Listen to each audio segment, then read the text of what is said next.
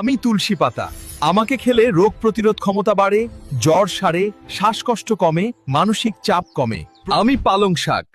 আমাকে খেলে শরীর পায় আয়রন, চোখ ভালো থাকে, হাড় মজবুত হয়, রক্তশূন্যতা দূর হয়।